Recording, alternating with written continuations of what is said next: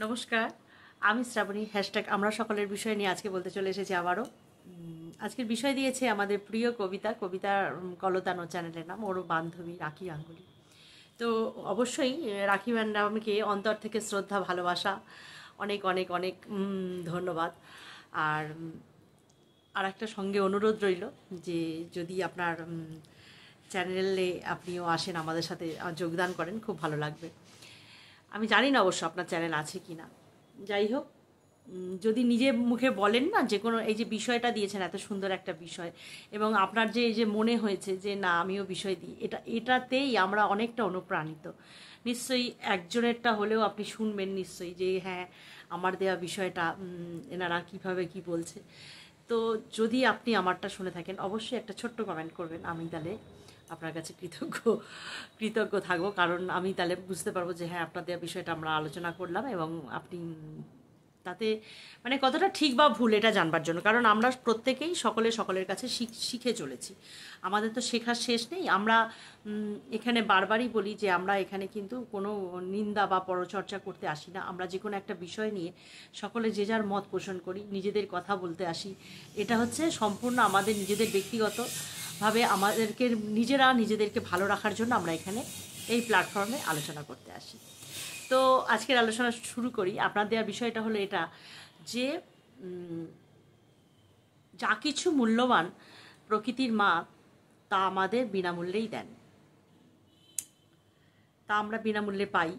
সত্যিই তো এটা মানে একাধিকবার, হয়তো এইভাবে না হলেও একাধিকবার আমরা আলোচনা করেছি যে আমরা ফ্রিতে প্রকৃতির থেকে সমস্ত কিছু পাই, ফ্রিতে, কোনো মানে মূল্যই লাগে না। কিন্তু প্রত্যেকটা জিনিস আমাদের জীবনের জন্য খুব মূল্যবান, কারণ অক্সিজেন ছাড়া আমরা বাঁচতে পারবো না, আর সেটা আমরা প্রকৃতি থেকেই পাই। জল ছাড়া আমাদের জীবন চলে না, সেখানে জলও আমরা ফ্রিতেই পাই। এখন এই মানে অতিরিক্ত জলের অপব্যবহারের কারণে বাড়িতে মিটার বসাচ্ছে, না হলে জলও আমরা ফ্রিতেই এতদিন ব্যবহার করেছি। সূর্যের তাপ, সূর্যের আলো, সমস্ত কিছু এগুলো প্রয়োজন, এগুলো ছাড়া জীবন চলবে না। হ্যাঁ, একটা সময় তো এমনও হয়েছে যে গাছের ফল খেয়ে মানুষ দিন যাপন করেছে, তখন কিন্তু এত কংক্রিটের জঙ্গল ছিল না, কিন্তু তবুও মানুষ বেঁচে ছিল, কারণ প্রকৃতি মা আমাদের যত কিছু দরকার আমাদের বেঁচে থাকার জন্য সব কিছু আমাদের ফ্রিতে দিয়েছে। আর দিদিভাইয়ের কথা অনুযায়ী বলি, এটা আমার জ্ঞান ছিল না। দিদিভাই যেটা বললেন, দিদিভাইটা আজকে শুনেছি সবার আগে, এবং অনেকটা সুন্দর আলোচনা করেছেন উনি। প্রত্যেককে এটাও অনুরোধ করব যে আপনারা প্রত্যেকেই যারা দিদিভাই চ্যানেল ভিজিট করেন তারা তো যাবেনই, তাছাড়াও যদি কেউ এক্সট্রা আমারটা শুনে থাকেন তারা অবশ্যই রঞ্জনা সেনগুপ্ত চ্যানেলে অবশ্যই যাবেন। উনি এত সুন্দর বুঝিয়েছেন যে আমরা জন্মগত আর একটা জিনিস যেটা পেয়েছি সেটা হচ্ছে আমাদের বোধগম্য, যেটা বলি বোধ, ব্রেন, এটা কিন্তু আমরা জন্মগত ঈশ্বর আমাদের দিয়ে পাঠিয়েছেন, প্রকৃতি থেকে আমরা পেয়েছি সমস্ত কিছু, কিন্তু এটাকে কিন্তু আমরা কাজে লাগাই না, এটা হচ্ছে ব্যাপার। এই যে প্রকৃতি থেকে আমরা এত কিছু ফ্রিতে পাচ্ছি, তার পরিবর্তে আমরা কিন্তু আমাদের বোধটাকে কাজে লাগাচ্ছি না, যে এর জন্য আমাদের কি কি করা উচিত এটা কিন্তু আমরা একদম কাজে লাগাচ্ছি না। আমরা কি করছি, উল্টো দিক থেকে আমরা কিভাবে এটাকে শেষ করব সেই চেষ্টা করে চলেছি। প্রত্যেকে কেউ কম কেউ বেশি, প্রত্যেকে আমরা এই চেষ্টা করে চলেছি যে কিভাবে এটাকে শেষ করব। আমরা প্রতিটা মুহূর্তে বুঝতে পারছি কিন্তু যে আমরা আস্তে আস্তে নিজেরাই নিজেদের ধ্বংসের দিকে ঠেলে দিচ্ছি। আমরা এমন কিছু কাজ করছি যার জন্য আমাদের পরের প্রজন্ম কিভাবে যে কাটবে তাদের জীবনযাত্রা, সেটা আমরা একবারও কিন্তু ভেবে দেখছি না। আমরা আমাদের নিজেদের মানে সেই বলে না, নিজেরা গাছের ডগায় বসে আর নিচের দিকটা আঘাত করা, সে মানে নিজেরা পড়ে যাওয়ার ফাঁদরা আমরা নিজেরাই তৈরি করে ফেলছি, এই হচ্ছে ব্যাপার। তো সব কিছু জেনে বুঝেও আমরা কিন্তু চোখটাকে বন্ধ করে থাকি, আমরা আমাদের বোধটাকে কাজে লাগাই না। আজকে আমি সত্যি দিদিভাই চোখ খুলে দিল আমাদের, এই কথাটা কিন্তু মাথাতেই আসেনি যে আমাদের বোধ, সত্যিই তো এটা তো আমরা জন্মগত পাই বোধটা।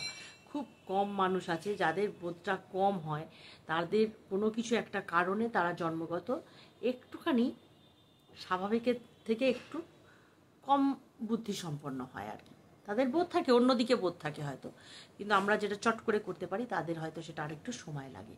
কিন্তু এমনি সাধারণ যত মানুষকে কিন্তু পৃথিবী থেকে এই যে প্রকৃতি তাদেরকে সমস্ত তৈরি করে পাঠায়। এমনকি আমরা যখন শিশুরূপে জন্মগ্রহণ করি, আমরা কিন্তু জন্মগ্রহণ করার পরেই কি খাবো সেটাও ঈশ্বর কিন্তু আমাদের সাথে দিয়েই পাঠিয়ে দিচ্ছে।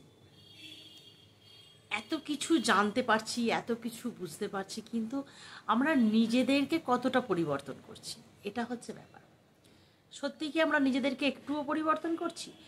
দেখুন, আমরা আজকাল আমরা বুঝতে পারছি প্রতিটা ক্ষেত্রে আমরা যে সমস্ত যা জিনিস, যত গ্যাজেট, যত ইলেকট্রিক জিনিস, যত কিছু ব্যবহার করছি, সমস্ত কিছুর একটা পার্শ্ব প্রতিক্রিয়া আছে, সেটা হচ্ছে আমরা পৃথিবীকে দূষণ করে ফেলছি সমস্ত দিক থেকে। এই যে প্রকৃতির নিজস্ব একটা এভাবে তৈরি যে একদিকে সমুদ্র, একদিকে পাহাড় রয়েছে, সেই পাহাড়গুলোকে আমরা কি করছি, ব্লাস্ট করিয়ে আমরা সেখান থেকে সুড়ঙ্গ পথ তৈরি করছি। যত সমস্ত, আমি এই কিছুদিন আগে আবার আমার বোনের বাড়ির ওদিকটায় গিয়েছিলাম, এত ওদিকটা সুন্দর গাছপালা এবং প্রচুর জমি জমা, ফাঁকা জায়গা, ফাঁকা মাঠ, ধান জমি, আমি এর আগে অনেকবার বলেছিলাম। তো এইখানে এই মারাত্মক গরম, আর ওইখানে গিয়ে একটু বসেছি বারান্দার ওখানটায়, এত সুন্দর একটা মিষ্টি হাওয়া, তাতে তো মানে পাখা চলছে না বারান্দাটার মধ্যে, কিন্তু তবুও কষ্ট হচ্ছে না।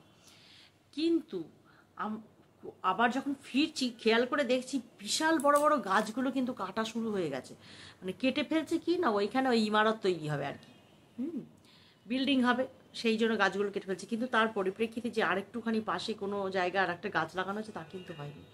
এত কিছু জানার পরেও আজও সেই কিন্তু আমরা আমাদের প্রকৃতি মাকে কুঠারঘাত করেই চলেছি।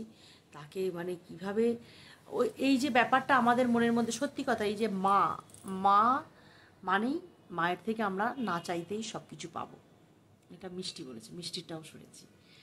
মা যে সে তো আমাদের আগলে রাখবেই, এটা তার কর্তব্য, কিন্তু সন্তানদেরও এটা বোঝা উচিত যে যে মা, তারও তো সহ্যের একটা সীমা আছে, সে কত সহ্য করবে, সে তো অবশ্যই সন্তানদের আগলে রাখবে, তার যতটা আছে সে নিঃশেষ করে দেবে সন্তানদের জন্য, কিন্তু সন্তানদেরও একটু কর্তব্য আছে সেই মাকে সুস্থভাবে রাখার, তাই না? যখন আমরা প্রকৃতির রোষে পড়ি, তখন আমরা ভাবি যে এটা কেন হলো, কিন্তু আমরা তার আগে একটুও ভাবি না যে আমরা ক্রমাগত এই যে এত অত্যাধিক ক্রমশ গরম হচ্ছে, এবার এসি চালাতে আমরা বাধ্য হচ্ছি, কিন্তু আমরা প্রত্যেকেই জানি যে এসির যে একটা গরম এটা বেরোচ্ছে সেইটা আবার বায়ুকে দূষণ করছে। তাহলে ক্রমাগত তো তাপমাত্রা বাড়তেই থাকবে, যত ধোঁয়া, যত দূষণ, যত কলকারখানা, নানান রকমেতে আমরা একদম শেষ করে ফেলবার চেষ্টা করছি। আর মানে কিছু বাকি, সামান্য কিছু, কত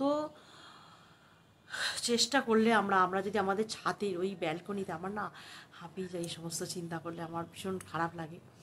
একটা ছোট ছোট গাছ লাগিয়ে কিছু হবে না, তবুও সামনেটা যদি একটু সবুজ করে রাখতে পারি, নিজেদের চেষ্টায়, নিজেদের মানে ভালোর জন্য, নিজেদের কথা ভেবে যদি আমরা নিজেদের বোধটাকে কাজে লাগাতে পারি, তাহলে তো তবুও মানে পরের প্রজন্মটার জন্য কিছুটা তো হবে। তারপরে ক্রমশ শুধু সরকারের ওপর আমরা দোষ দিই যে সরকার কিছু করছে না, কিন্তু আমরা সমস্ত দিকে জ্ঞানী, কিন্তু সেই জ্ঞানটাকে আমাদের কাজে লাগাই না। সেই যে বোধ, দিদিভাই যে বলছেন যে বোধ একটা, সেই বোধটাকে কিন্তু আমরা কাজে লাগাই না। এটা আর কবে বুঝবো আমরা? এবারে তো বুঝতে হবে, নিজেদেরকে তো বুঝতে হবে প্রত্যেককে। এই যে আমরা বারবার এইটা নিয়ে, আমরা প্রকৃতি নিয়ে, এটা নিয়ে, ওটা নিয়ে নানান রকম, শুধু আমরা কেন, অনেক বড় বড় জায়গা থেকেও নানান রকমভাবে বোঝানো হচ্ছে, গাছ দেয়া হচ্ছে, যা চারিদিকে গাছ লাগাও, কিন্তু আসলে সেই নিটফল জিরো। কাজে এবার আমাদের যদি আমরা না বুঝতে শিখি, যদি আর না ভাবতে পারি, আমাদের বোধটাকে যদি না কাজে লাগাতে পারি, তাহলে কিন্তু খুব মুশকিল। কারণ আমরা ফ্রিতে পাই বলে আমরা এটাকে মূল্যহীন ধরে ফেলেছি।